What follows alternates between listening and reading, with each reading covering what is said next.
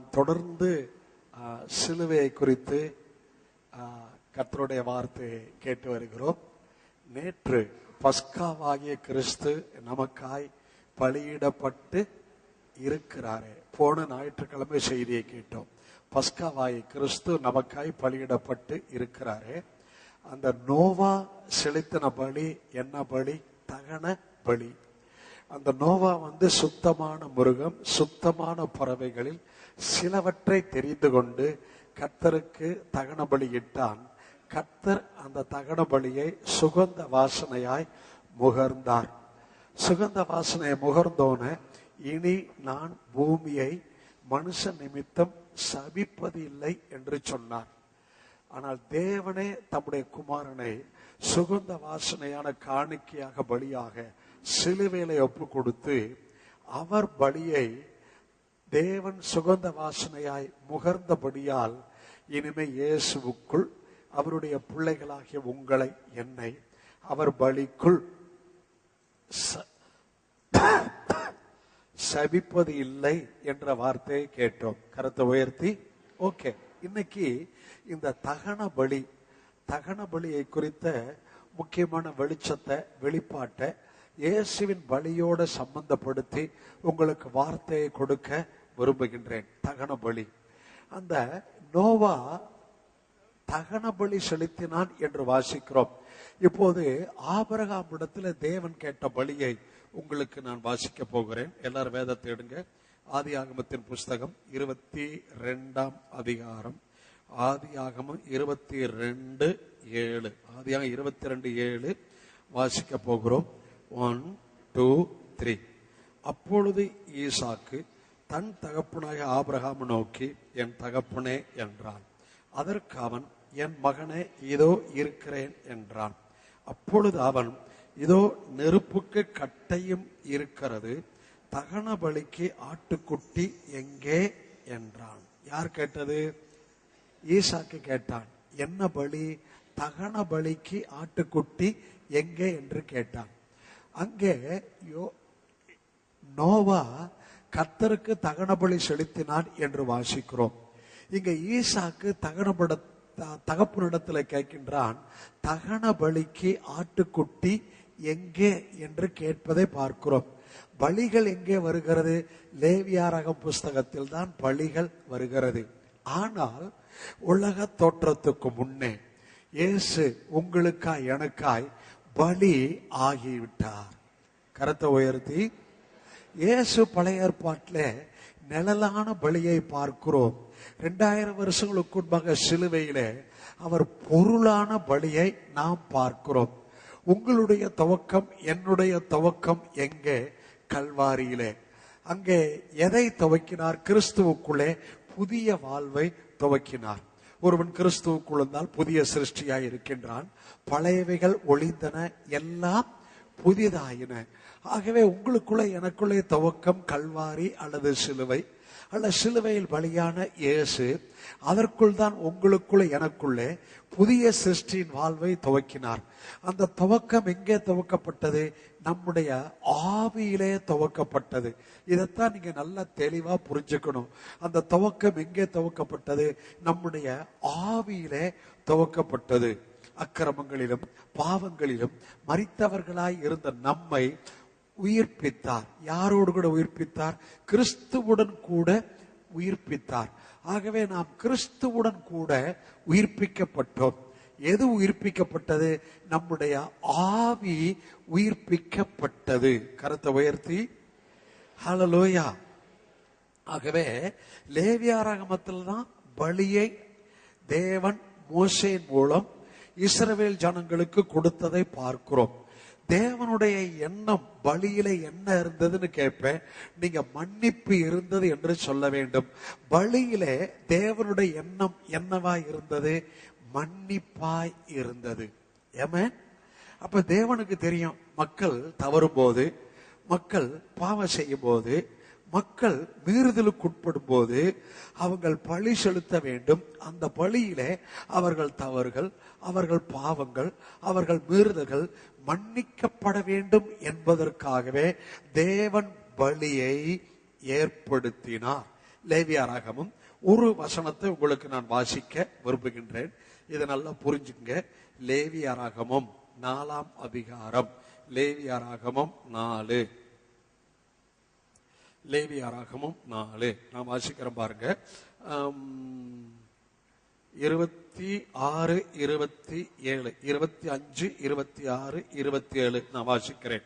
அப்பொழுது ஆசாரியன் அதன் இரத்தத்தில் கொஞ்சம் தன் விரலால் எடுத்து தகன பலிபீடத்து கொம்புகளின் மேல் பூசி மற்ற இரத்தத்தை தகன பலிபீடத்தின் அடியிலே ஊற்றிவிட்டு அதன் கொழுப்பு முழுவதையும் சமாதான பலியின் கொழுப்பை போல பலிபீடத்தின் மேல் தகனித்து இவ்வண்ணமாய் ஆசாரியன் அவன் செய்த பாவத்தை குறித்து அவனுக்காக பாவ நிவர்த்தி செய்ய கடவன்.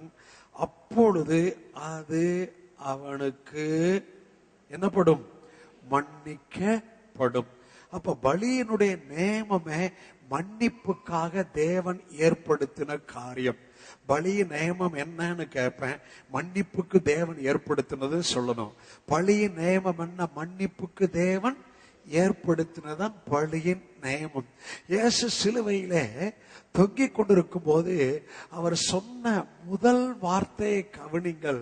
அவருக்கு தெரியும், என்னுடைய சரீரம் பிற்கப்படுவதன் மூலம், என்னுடைய ரத்தம் சிந்தப்படுவதன் மூலம் ஒரே பலி. இயேசு ஒரே பலி. நான் ஒரே தரம் நான் பலியாவதின் மூலம், என் சரீரம் பிற்கப்படுவதன் மூலம், ரத்தம் சிந்தப்படுவதன் மூலம் மனுக்குலத்தின் பாவங்கள் எல்லாம் மன்னிக்கப்பட போகிறது என்று தெரியும். நல்ல கவனிங்க. மனுக்குலத்தின் பாவங்கள் எல்லாம் மன்னிக்கப்பட போகிறது என்று தெரியும். ஆகவேதான் அவர் சிலுவையில சொன்ன வார்த்தையை பாருங்க. பிதாவே இவர்களுக்கு மன்னியும், பிதாவே இவர்களுக்கு மன்னியும்.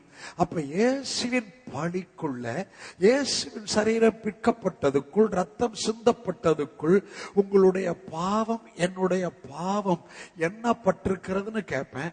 நீங்க மன்னிக்கப்பட்டிருக்கிறது என்று சொல்ல வேண்டும்.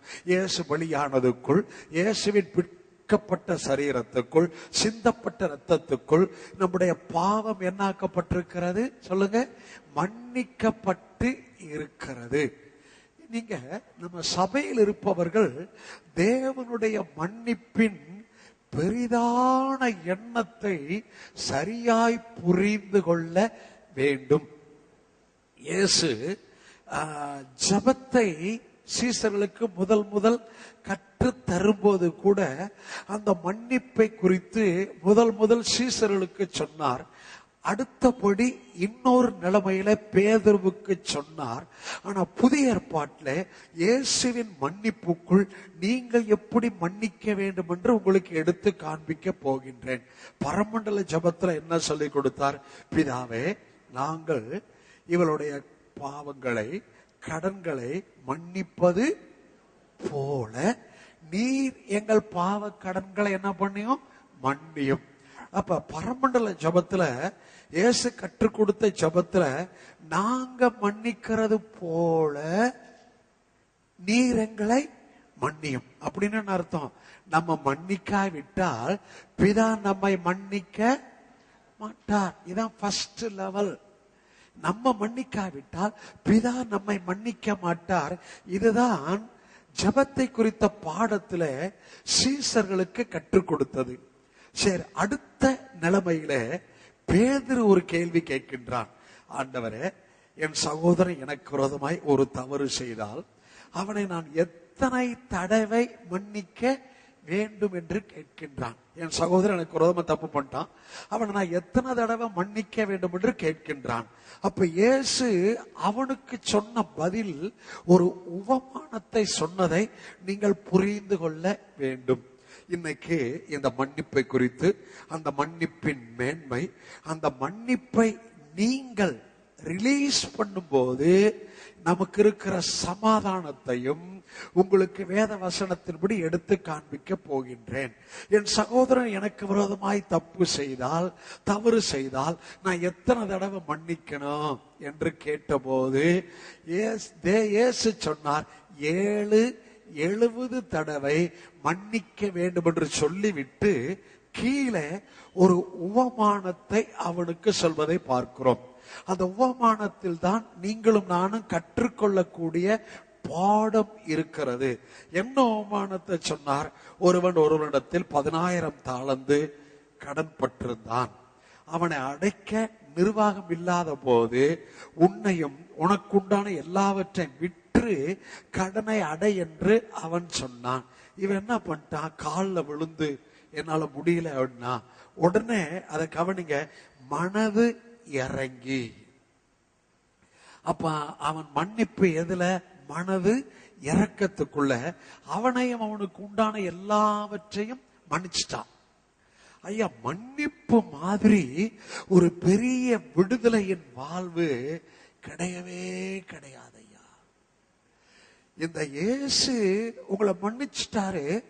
இந்த மன்னிப்பை குறித்த தெளிவோ, இந்த மன்னிப்பை குறித்த ஒரு சந்தேகம் உங்களுக்கு இருக்கிற வரைக்கும் அந்த மன்னிப்பினால் உண்டான ஆசீர்வாதங்களையும் சுதந்திரங்களையும் நீங்கள் உரியவர்கள் ஆக்கி கொள்ள முடியாது.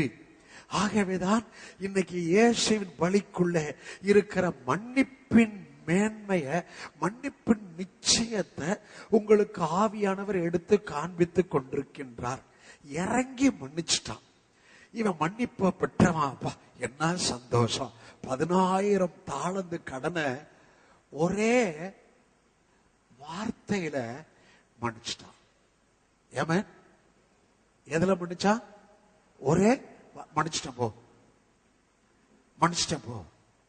இயேசு 2000 வருஷத்துக்கு முன்னால சிலுவையில ரொம்ப வார்த்தை சொல்லல, ஒரே வார்த்தை பிதாவிடத்துல சொன்னார், பிதாவே இவர்களுக்கு மன்னியும்.